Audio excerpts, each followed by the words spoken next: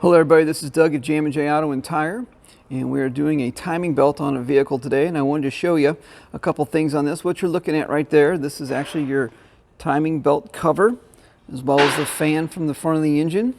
Right here we have the new timing belt water pump, and there's actually a tensioner pulley that's going to go on there. To get to this thing, we had to take this car clear apart. There's a bracket, some pulleys, there's your radiator. We'll swing over to the car. We actually had to, there's our AC machine. We had to suck down the air conditioning to get in here. And then what we're doing is, to get to this, we're actually going after this belt right here. It's called the timing belt. And what this belt does is it synchronizes all the gears inside your engine. So these are two camshafts right here. And if you notice, for every cog on the belt, there's actually a cog on the gear. If this belt were to ever break or jump a tooth, this engine is what's called the interference engine, and it will do damage on the inside of the engine. It'll actually bend the valves, which becomes very expensive. So if you also notice, the water pump is right here, and the mounting bolts for that are behind this cover.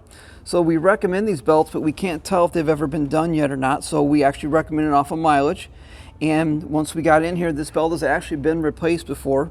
With the customer bought this vehicle new, didn't know it had ever been done. Once again, we can't see this belt until we take this all apart just to get to it. Well, since we're in here, might as well do it. But while we're in here, we're also going to do the belt. We're going to do this tensioner pulley down here, and we're also going to replace this water pump in case it ever leaks in the future. Let's go ahead and get it while we're in here. So anyway, that's a typical timing belt job. It's a big job, but on these newer cars, it's needed and can cause a lot of damage if it doesn't get done.